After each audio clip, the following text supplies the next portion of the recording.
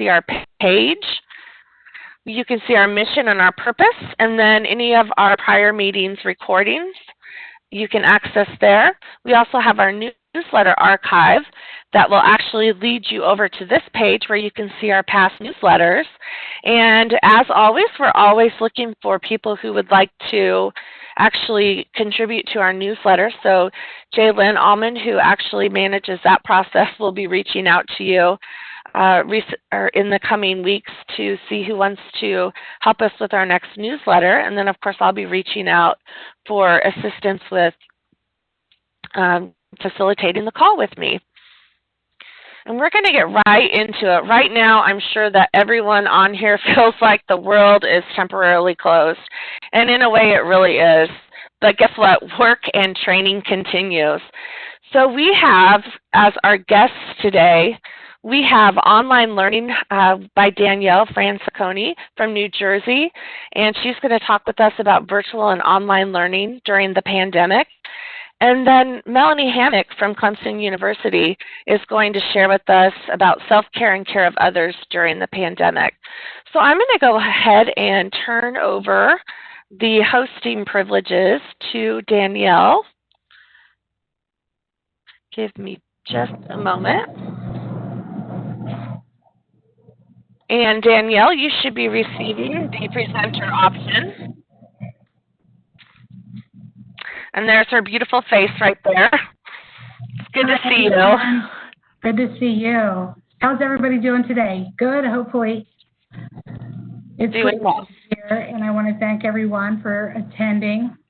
So today I'm really going to talk to you about is really how myself and Rutgers University, the Institute for Families, the New Jersey Child Support Institute, who I'm with, really tackled for ourselves this whole web-based delivery in this new normal that we're in. So as Sean said, my name is Danielle Franciconi, and I am the continuing quality improvement supervisor here at the New Jersey Child Support Institute. And I have been here 13 years at the Institute. I was a trainer, now I'm a supervisor. I currently supervise 6 full-time trainers at the university, and then we have approximately 13 per diem trainers that assist us with training.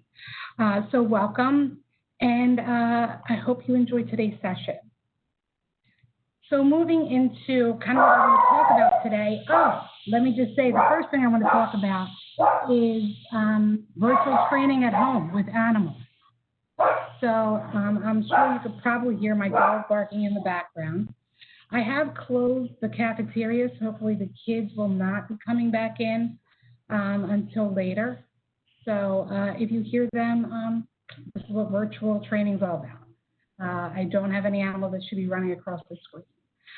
So my apologies about that. Virtual training platforms that we currently use here at the university, there's 2 platforms that we do virtual training with, and then one we use amongst the team. And then I want to really talk to you about some elements of virtual training that we have found helpful and the components during development. We really had to change our process and how we look at things here, and then the importance of working as a team.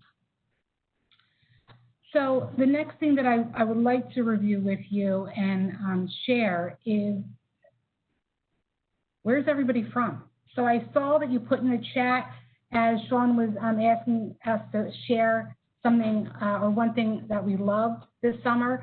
So my share was that we're a little bit addicted here to chocolate chip cookie dough ice cream. I try to get a small, but I joked with Sean, when we go off to college and everybody says the freshman 15, I think I probably have the COVID 15.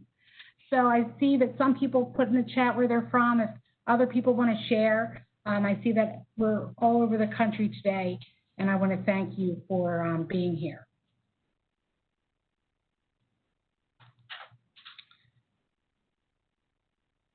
So a quote that I found that really resonated with me in this journey of virtual delivery is Arthur Ashe said, start where you are, use what you have, and do what you can.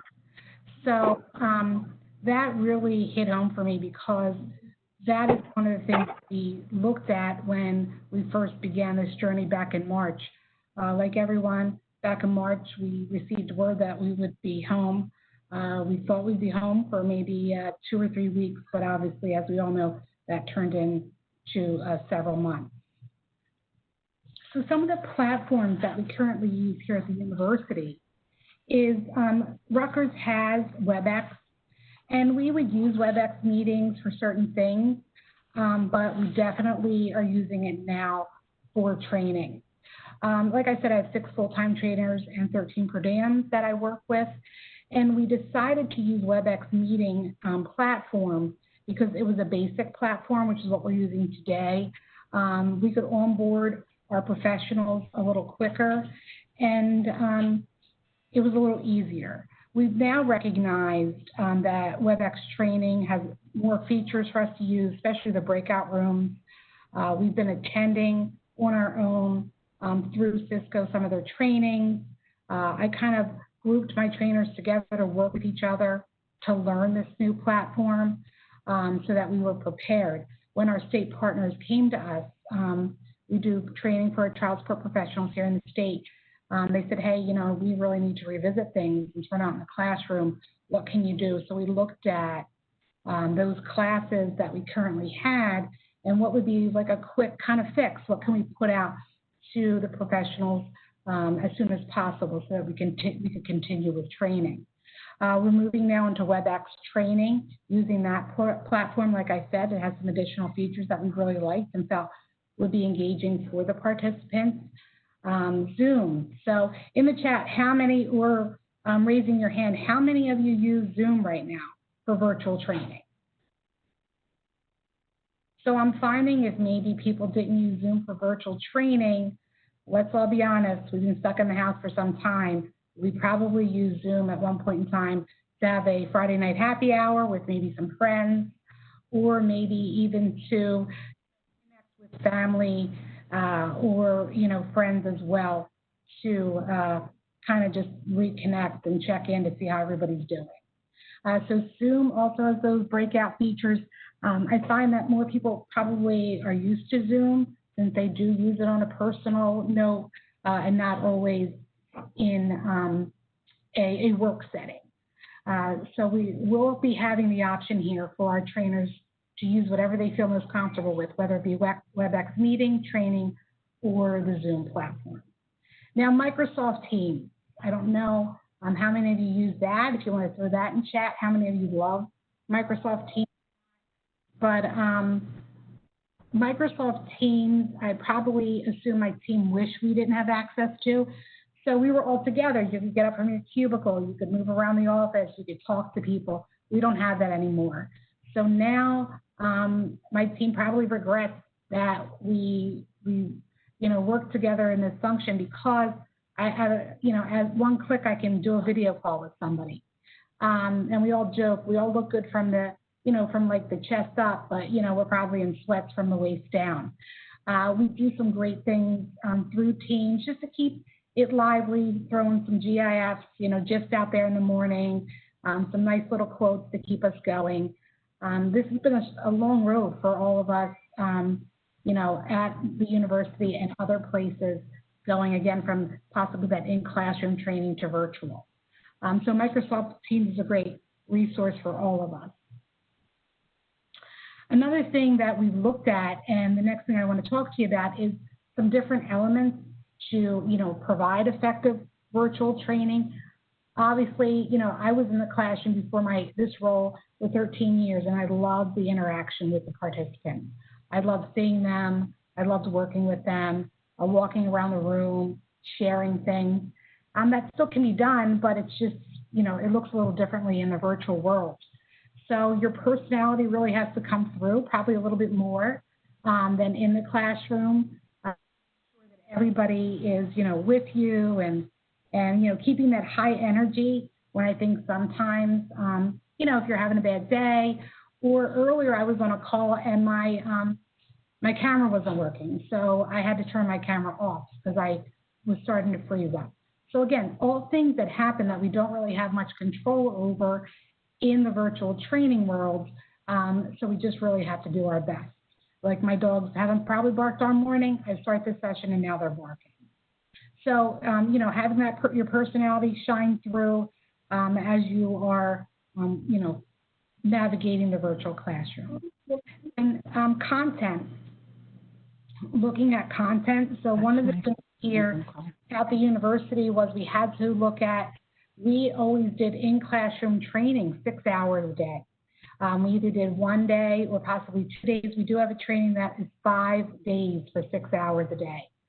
We had to take those trainings and now navigate how are we going to do that in an hour, 2 hours, or 3 hours.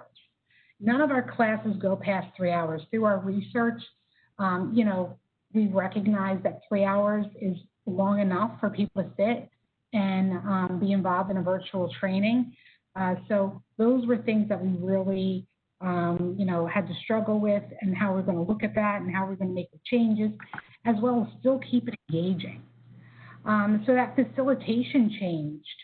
I was used to using a flip chart. I love to put visuals around the room. How was I now going to do that in a virtual training? How are my trainers now going to do that? So we've noticed that WebEx does have the whiteboard, and there's other features. There's other great things out there. I only have a short time to talk today, so if anyone wants to reach out or put in chat some features that you're currently using, there's some great other features that you can use besides the whiteboard. You can throw links in the chat, and people can go outside of the whiteboard in WebEx and do additional things. So looking at those things, learning, sharing with others has been a big thing. Us attending other virtual trainings and seeing what other people are using. So that's been a great help. And then recognizing visuals, right? So we train child support. Child support is policy and procedure driven. It's a lot of information. There's a lot of information on those slides. And how are we going to keep our participants engaged? So we really kind of looked at maybe taking all of those bullets off of the slides and putting more visuals, because when you see something, you have a tendency to remember that picture, maybe over 6 or 7 bullets on a slide. Another learning curve for us was in our in-classroom training. We do training in the system for our state partners, where we can access what we call here in New Jersey NJ Kids, and walk through what we call enforcement chains for enforcement of the child support orders. How are we now going to do that? So we recently, in the last probably month, we got Go to My PC, where now our trainers can access laptops at our site, and we can get into the training database. That's what we call it, so that now we can move forward with training on the system for our professionals. Does anybody have any questions so far? Does anybody have anything that they would like to share that they've learned through virtual training? Having that personality shine through, looking at the content. I want to thank the people that are raising their hand and sharing with me.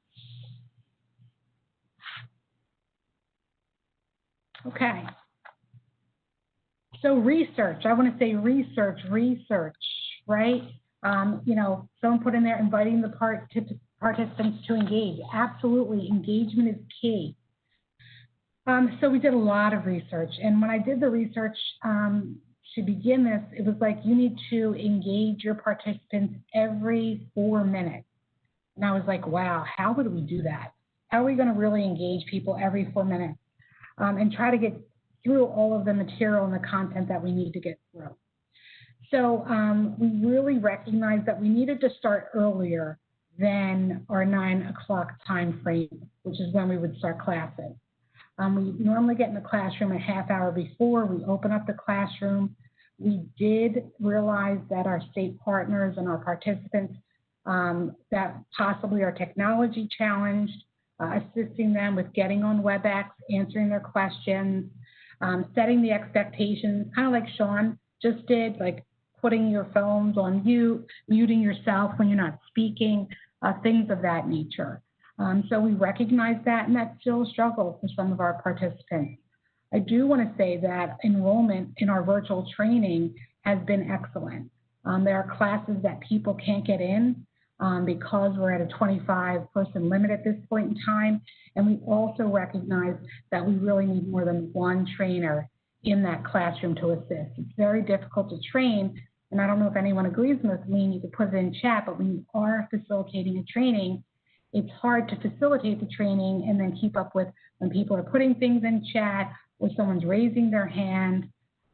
So we do have a second trainer on the call or moderator to assist our trainers with that, so that nothing gets lost during the training. Danielle, this is Sean. Yeah. We actually had someone just tell us that SlidesGo, so SLIDESGO.com, is a great resource for slide templates, and that's helped them out of their creative slumps. That's Miriam Richards. And then, of course, they said that, yes, we definitely need a producer, which we do have Angela Braggs as our host or producer today here online. And then Mary Johnson says Mentimeter, so Mentimeter is a great way to provide interaction. And then, of course, polling in Zoom. WebEx also has polling. And then they also talked about, oh, Catherine Gowdy, Kate, my manager. She's a presenter media. Kate, that's a great idea. That's great. Yeah, and then they also mentioned Kahoot for knowledge checks. Yeah, so thank you all for that. Those are all things that we've been using. Those are great. Thank you so much for sharing that. And thanks, Miriam, because we do get in those creative slumps sometimes, right? And we just need sometimes a little push to get us out of there. But yes, Miriam, 2 trainers is a must for virtual training. It does get difficult, and sometimes you'll see my eyes when I should really be looking at you. My eyes now sometimes go down to that chat feature so I can make sure that I'm getting everything in while training. So again, starting early, we found that setting the expectations, because this is new for everyone. Again, we're still learning ourselves. Seek and sustain engagement. You know, looking at all those things. Again, great resources, the Mentimeter, Kahoot, you know, polling. We use polling quite a bit, whether it be in Zoom or WebEx. But that has been, you know, an onboarding, you know, struggle for our trainers, learning how to do that and practicing with it. We've done a lot of practice. There's been a lot of, you know, happy tears, sometimes sad tears, a little stress in the beginning, but we've made it through, and we're pretty proud of ourselves. And I am very much so technology challenged, so I want to be thankful for the youngsters I have in the house who come over here and in a matter of 1 second show me what I'm doing wrong. So I appreciate that. And then creating that social experience is so important because we want to make sure that people are engaged and enjoying the session while they're here and learning, because there's nothing worse than having to sit for 2 or 3 hours in front of a computer screen. So that is a challenge as well. The next thing I wanted to share with you is a brain teaser. So I threw a brain teaser in today because I just wanted to break up the session. You didn't want to hear me talk. So we try to throw some things in, especially on breaks. So they say that you should give at least a 10-minute break for every hour of training or a 5-minute break. So, you know, a brain teaser is kind of a fun way to break things up. So if you want to throw in chat what you see in the little boxes or what you think that they mean, that'd be great. Just have a little fun, and then we will move on.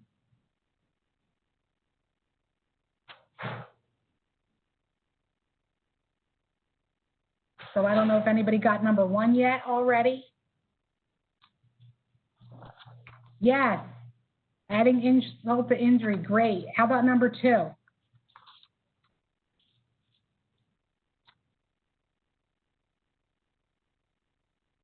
A bit under the weather, absolutely. 3. Balls in your court. You guys are awesome. Yeah, they're great. I'm terrible at these. Number 4. The cat is out of the bag, right? Awesome. 5, didn't we get that yet? It's like they said, beat around the bush. Beat around the bush, yes. And 6. I'm going to give you 6 to move things along. That one's no one's to blame. Oh my goodness. And 7, anyone? Yellow belly, awesome, thank you. And then 8, take from the rich and give to the poor. Oh. 9, anybody?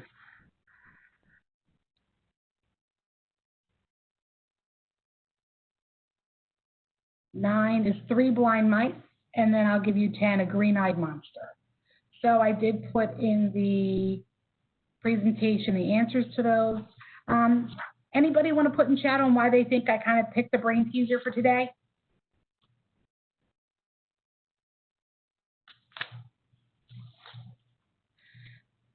Engagement, absolutely. Engaging, it changes things up. I didn't tie my brain teaser into the content today.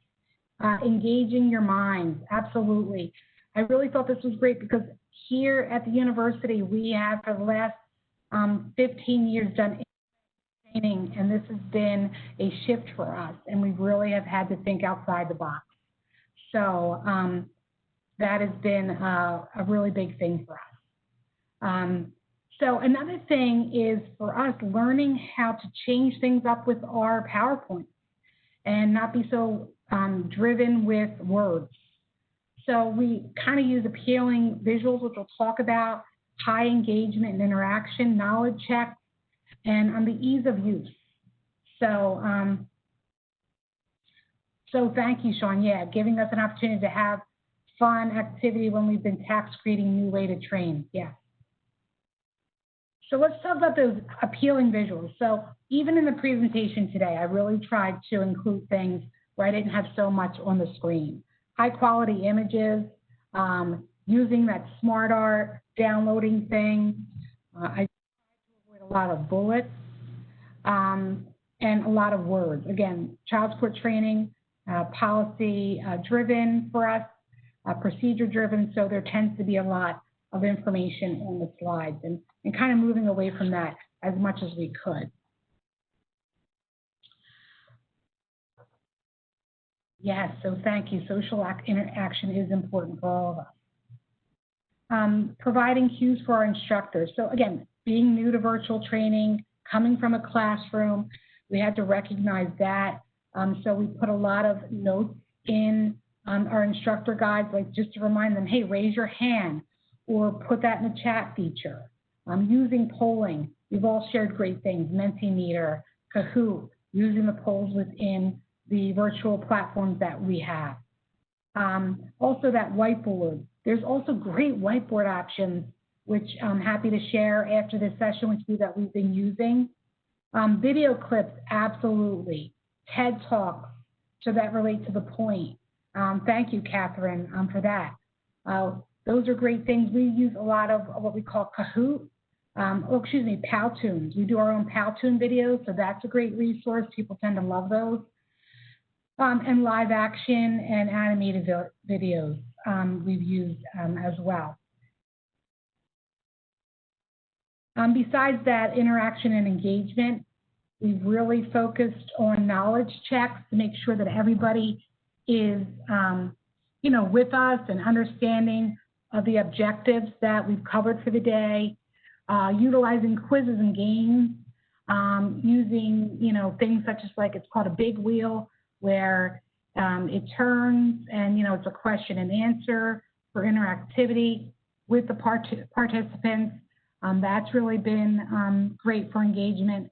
And even things like, so we throw up a little for the 5 or 10-minute break, depending upon how long the class is.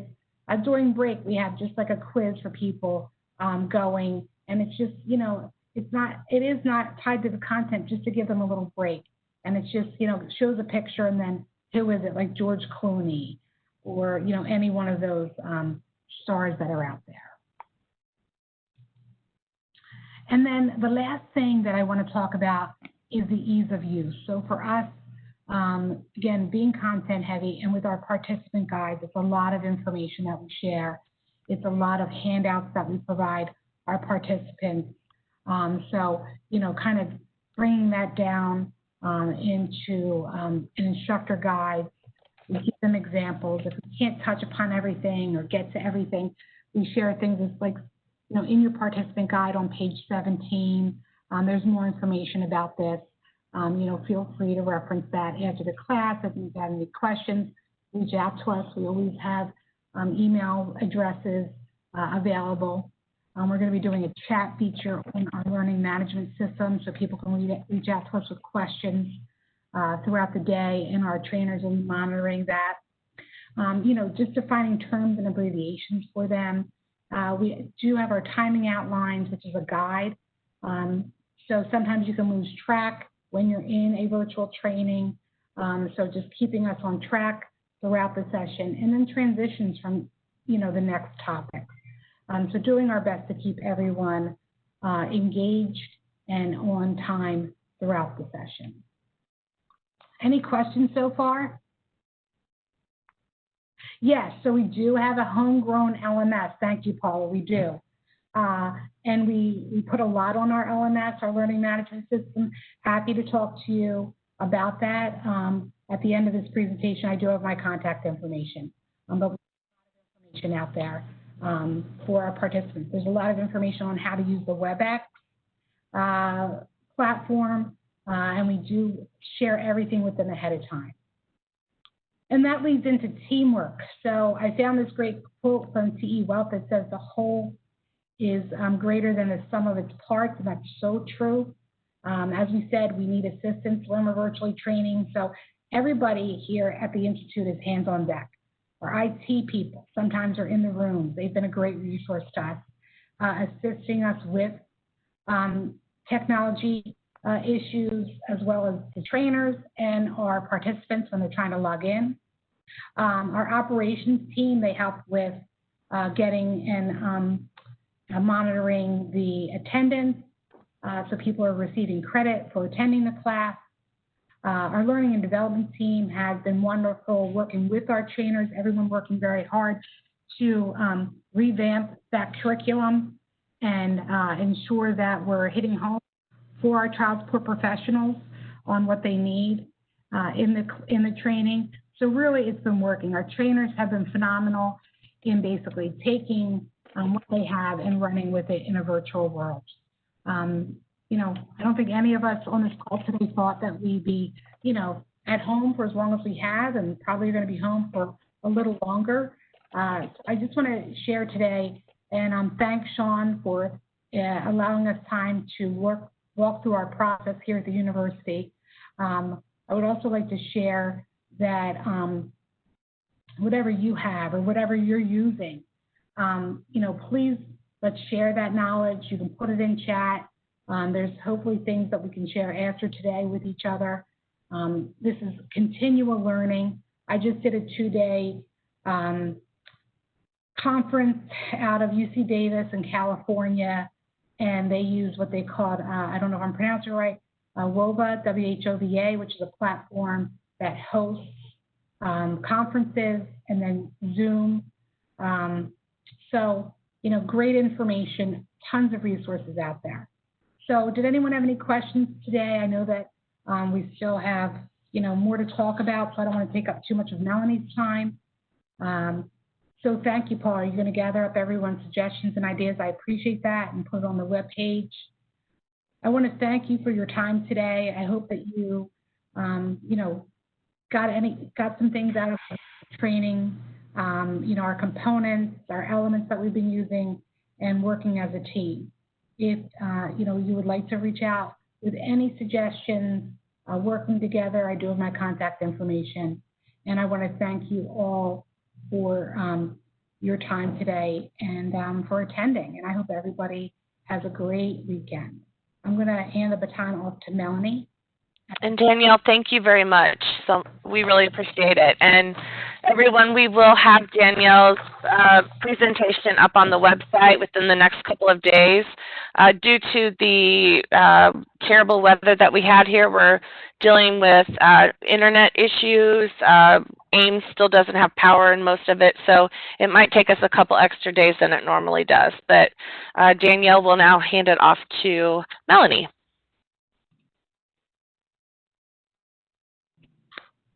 Okay, give me 1 minute. Okay, hello everyone. Can you see my screen now? Yes. Awesome. Let me just adjust this here so I can see chat.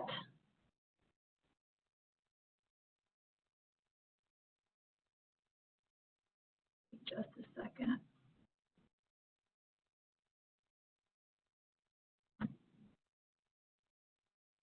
Okay. I am, Sean, having a problem seeing chat, so help me out there and monitor that chat. That would be great. Absolutely. I'd be happy to. No problem. Awesome. Okay, well, it's really, really good to be with you guys today, and thank you, Sean, for inviting me to come on. I'm Melanie Hammock. I'm with Clemson University Youth Learning Institute. We are an institute that really supports the community and outreach, and we also do a lot of services for South Carolina and other states. So I love to be part of you guys. Kind of what my role is I lead a couple of different teams.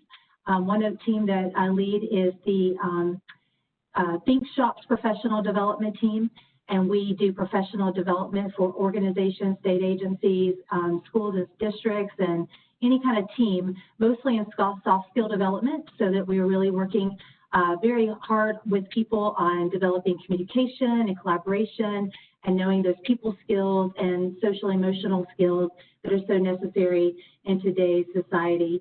Also, I'm also lead a team that does in support of South Carolina child support. We have 30 employees, 30 Clemson employees that are in the DSS offices, Department of Social Services, Child Support Services in South Carolina. Mostly are in case managers. And in the past, our Think Shops program actually developed a child support training academy for these offices in South Carolina. And so we were able to help them with just some consistent training across the Child Support Institute or their division, and help people be trained in a consistent way. We did that for a number of years and really enjoyed it. And we still have the employees in the offices. But I'm coming to you from Think Shop, so we do professional development, as I said. And one thing that has really risen in today's society is the social and emotional health of our coworkers and of ourselves. And that's what I really want to focus on today, is just thinking about how we can support each other in those needs that we have in social and emotional health. So today we're going to talk about recognizing the role of safety, belonging, and mattering, building healthy relationships, and gaining strategies for self-care. And I really want you guys to be able to take some of this stuff back to your offices and your training programs and really help implement some of these and really teach people how important these skills are, and helping them to tackle just the traumatic events that we've had in the last few months here. Okay, if you read this, if you can see the screen, and I understand that some people are on their phones and cannot read the screen. So it says trauma. It is a definition of trauma. And what it says here is that trauma is defined by an individual's response to a distressing event, whether by the event itself. When a distressing event or series of events overwhelms one's ability to cope, a person experiences a trauma response, which includes a loss of sense of self and feelings of safety. So these are some of the characteristics of events of trauma: the sudden and unexpected onset, extreme circumstances around it. It feels unpredictable and out of control, and it's a real or perceived threat to life. And do you guys see, and please chat with me because I want this to be very interactive. Do you see that these characteristics are kind of the common characteristics in what we've been experiencing through COVID in the past few months? Does this apply to our COVID situation?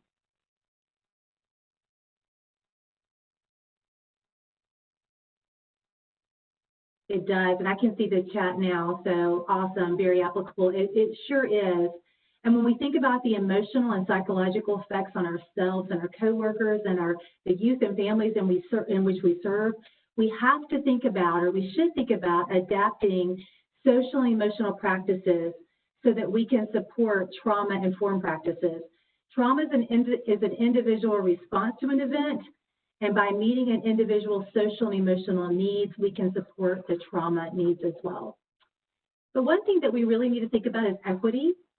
And when we start to really think about meeting the social and emotional needs of others, we have to think about equity. And this is intentional. I need to ask myself, how are my efforts, my strategies, my plans ensuring belonging, value, success, and engagement? These are equity characteristics that are really going to help people be successful personally and professionally. Another thing to think about is the culture around our groups that we're working with and our coworkers and those that we have contact with. So when I talk about culture, I'm talking about a group of assumed norms. Okay, so for example, think of the way that your family celebrates Thanksgiving. I know in my home, we have assumed norms or expectations for how we celebrate Thanksgiving. My sister brings corn casserole, my mom makes the turkey, my brother and his wife bring the dessert. We have assumed things, and after we finish eating, we're lazy, we lay around, we watch football, the kids go outside and play. That's kind of our assumed norm in Thanksgiving. And you all have those assumed norms as well. So I want us to think about that when our brain thinks about culture. We have a culture with everyone around us has a different culture in the way they respond to events. So an individualistic culture is characterized by, they put emphasis on the individual. And the individual is at the center of the experience, and they prioritize their own personal goals over communal goals. But in collectivistic cultures, they prioritize the needs of the group and communal goals over personal goals. So if you think about why this is important, it's important because culture shapes how we view the world around us, and it also shapes how we view ourselves in response to other people, all right? And we have to think about that when we think about adapting social and emotional practices. How can we respond to the cultural differences among those in which we work and serve? So two challenges that are going on right now that I know you guys can identify with. One is chronic stress. Can anybody identify with chronic stress in the last few months? Feel free to chat it up. Chronic stress refers to the constant activation of our sympathetic nervous system in response to a repeated exposure to stressful situations that can hinder brain functioning. Yes, daily. I see that you guys say that, daily. This type of stress prevents people from being engaged in work. All right, if they're under chronic stress, it could be from health concerns, financial hardship, restructuring of family roles and obligations. But if they're under constant stress, they're going to have a hard time being engaged at work. So an independent culture model might say, this is a personal problem and I need to deal with it.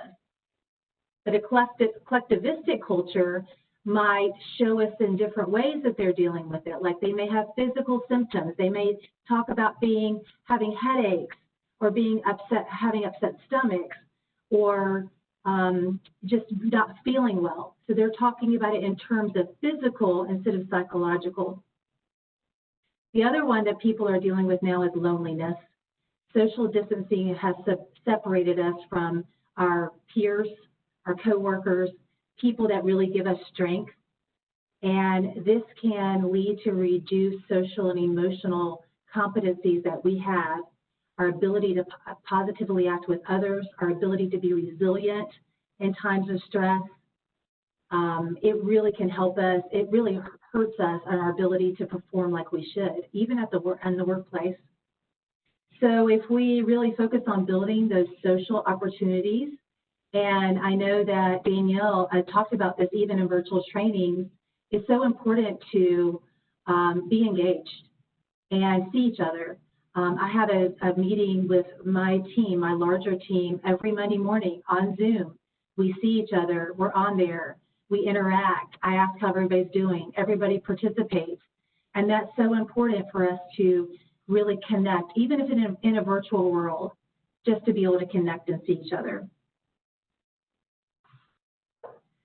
So social and emotional support for all. We just spent some time thinking about why we need social and emotional skills, and now we want to focus on how we're going to do this. And two critical elements I want to talk about today are relationships and self-care. All right, think about a time when you intentionally built a relationship with someone in your building or on your team. All right, think about the intentional efforts that you focused on. And I would like for you to either annotate on the slide or put in the chat, what are the intentional things that you did to build a relationship with someone?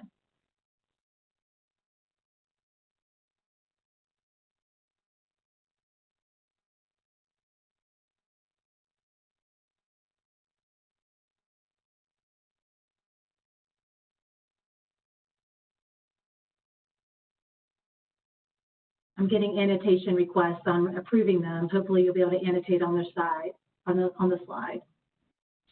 Yeah, I was going to say I believe that it may or may not let, but hopefully if you can't annotate on the slide, then go ahead and use the chat feature, please. I stop by their desk daily. Yeah, that's very important.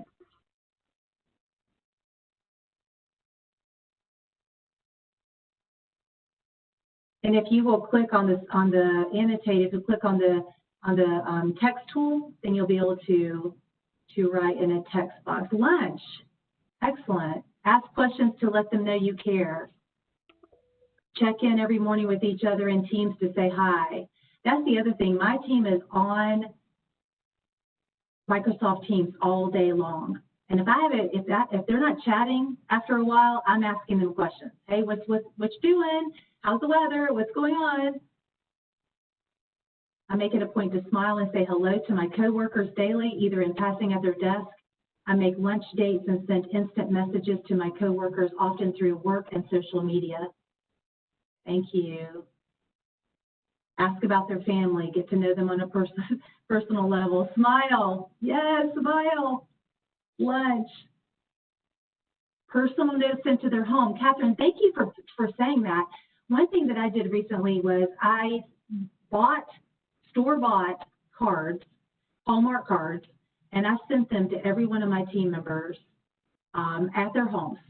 And it went such a long way. They reached out to me that meant like the world to them, that I took the time to send them something at their homes during this time.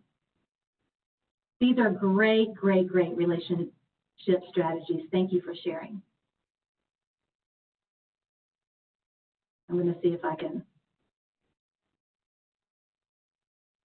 clear it. I'm not sure if I'm going to be able to clear it.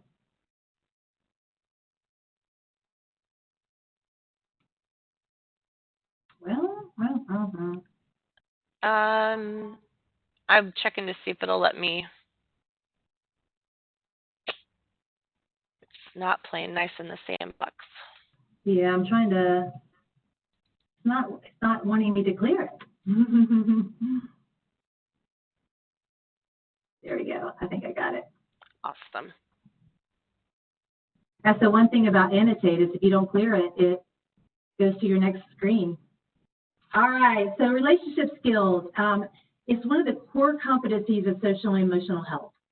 Core competencies, you guys. This is so important. Looking at this definition and thinking about what you just shared, communicating clearly, listening actively, cooperating, resisting inappropriate social pressure, negotiating conflict constructively.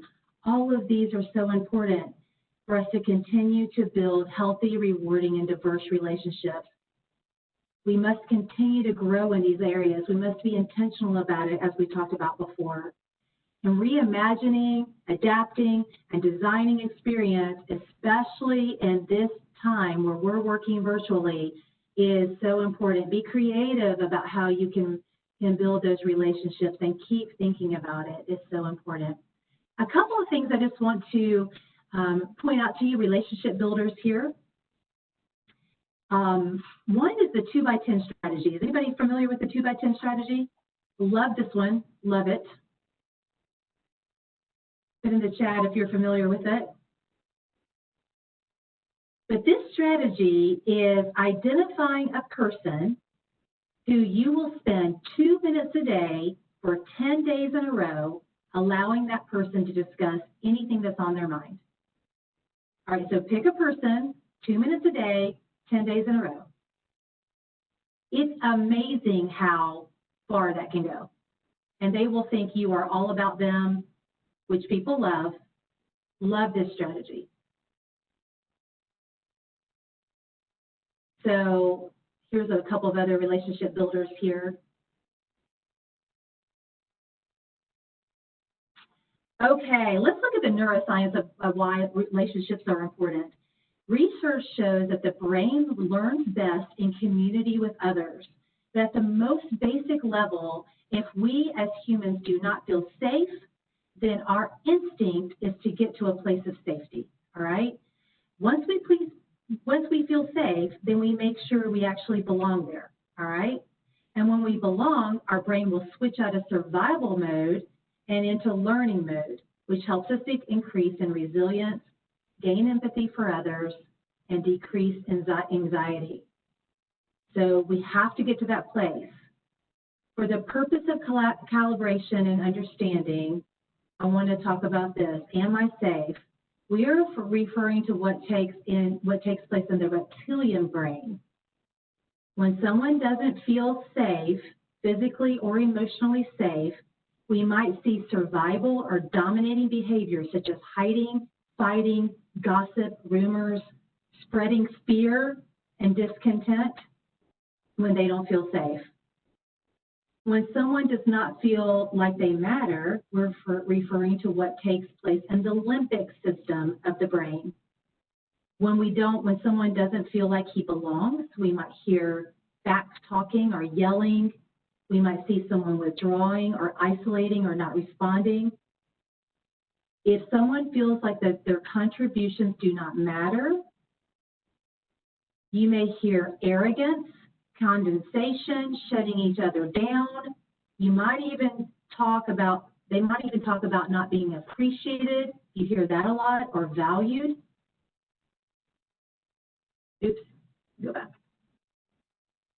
And in the rational brain is when they can get to that place where they feel like they can learn, like they can accept, that they can change, that they can be resilient, where they can accept new things.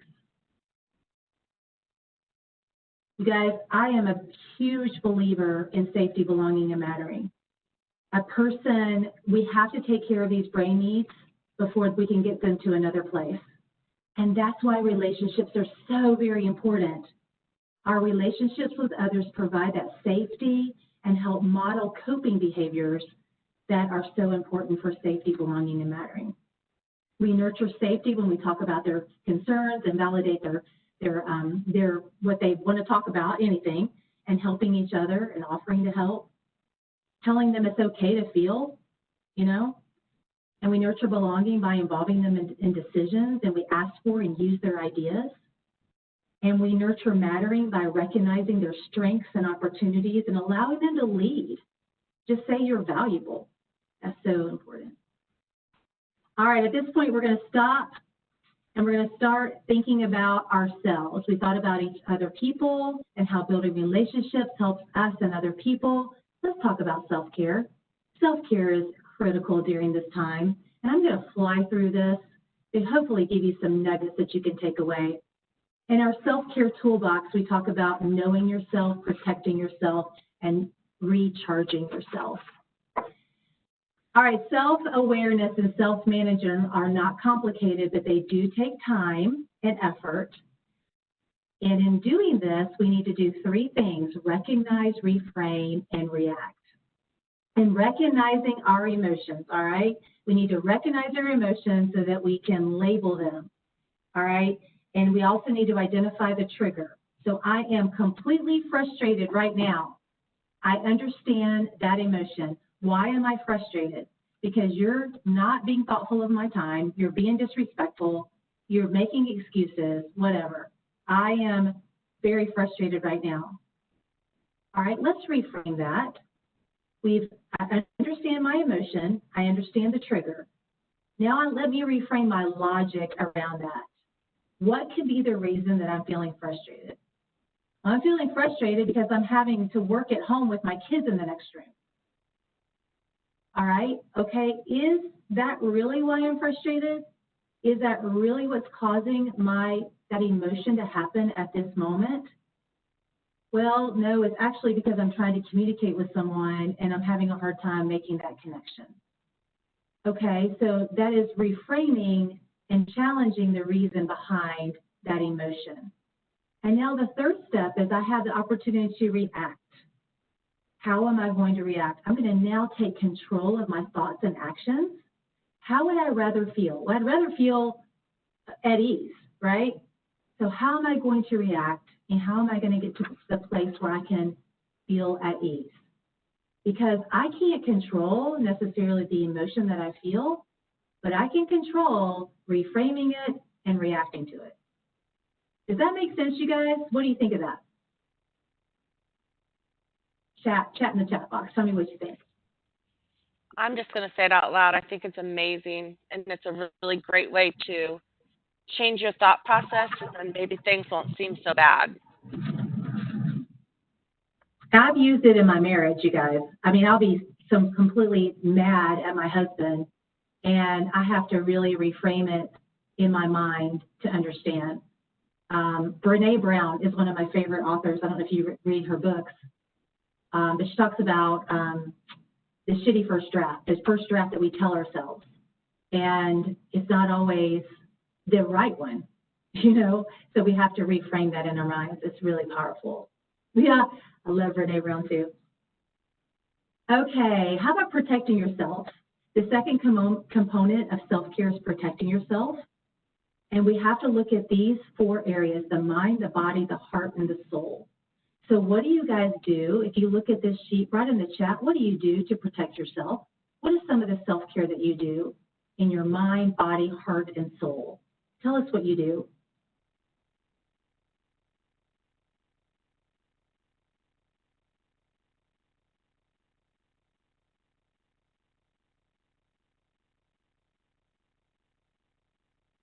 Prayer, meditate, read affirmations, cry. Yes, thank you for being transparent there.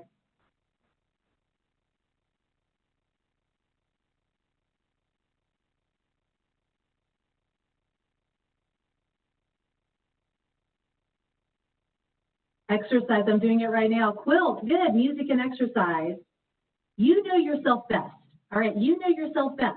So whatever it takes, for me, it's absolutely exercise. If I'm stressed, if I need to self-care, I'm going to go to the gym. I'm going to fresh air. You guys are marking fresh air. I like to actually exercise outside, which is really helpful. But we need to take care of our mind, our heart, our body, and our soul. All of these things are very important, and we have to schedule it, you guys. If we don't schedule it, it may not happen. So we need to schedule it, track it, and we need to be consistent.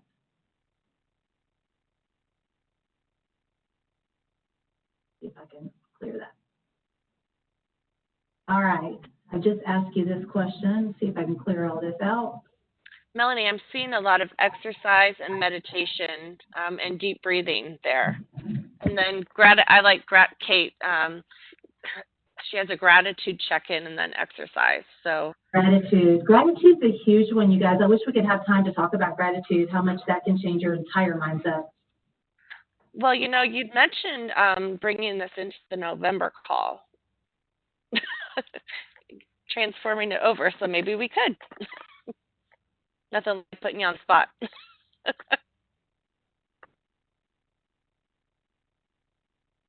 Makes you feel strong. You can hear me, right? I just saw something pop up that said I was muted. Yeah, you were muted for just a moment, but now we can. Awesome. A strength is anything that makes you feel strong. Has anyone taken the Strengths Finder assessment online? Highly recommend it. In fact, we have a whole 3-hour workshop on it. Highly recommend it, where we go through, we do the assessment, we go through what all of his individual strengths mean. So a lot of you have taken it. Great. But what is this in connection to self-care? If I do something, if I lean into my strength when I am needing self-care, if I'm leaning into one of my strengths, something that makes me feel strong, that is going to produce positive outcomes. That's going to help me be more resilient and be able to handle things that come my way. Like for instance, I'm an achiever. So if I achieve something, achiever is one of my top 5. If I achieve something, like go outside and plant something in a pot, and that's done, I got it done, that gives me a lot of joy and makes me feel strong. So leaning into your strengths is also cool, important. Lastly, I want to just show you guys the self-awareness statement. Self-care is knowing myself, protecting myself, and bringing and recharging myself and bringing my best self to my community, to my team, to my relationships. This is so important. And using these 4 questions and taking these to your team and even discussing this among team members is really, it can really help build relationships and really know who you are and what value you bring, and supports the safety, belonging, and mattering for sure. So how will you build and strengthen relationships? And how will you engage in self-care and model it for others? I would like for you to think about that. And that is it. So Think Shops, powered by Clemson. We're on thinkshops.org. Would love for you to look us up. If you have any need for some professional development with your teams, more in the soft skill area, look us up and give me a call. We have pretty much pivoted and developed our trainings to be virtual. So they are not full-day trainings in person. They're mostly 1.5 to 2 hour virtual trainings. Would love to help you and support you. Also to answer your questions or to just be a support to you individually, anything, feel free to reach out to me. Thank you. Thank you, Melanie, and thank you so much, Danielle, for your great presentations today. And we really appreciate it, and I just don't think it could have been more timely for these conversations. So we are at the 2 o'clock hour. We have been recording this session. The session will be up online in the next few days. Again, we did have that horrible storm here in Iowa, so we are just having some power and internet issues, so we'll get them up as soon as possible. But thank you so much, everyone, for your attendance today, and we look forward to seeing you in November. So have a great rest of your day. Happy Friday Eve, and we will see you in November. And let us know if there's any questions as you're leaving. I will stay on and help answer questions. Thank you so much, everyone.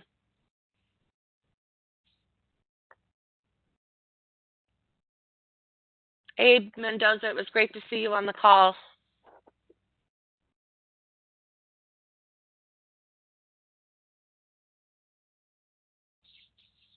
Bye, Paula. Bye, Kate.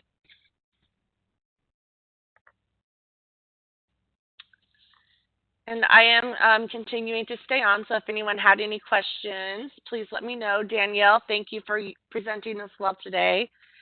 I think I said that earlier.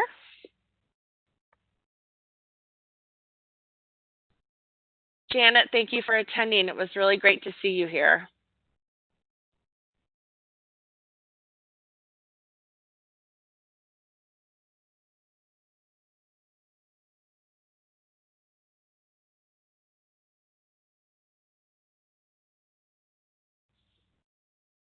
And if there's anyone else that has any questions that's still on, please let me know.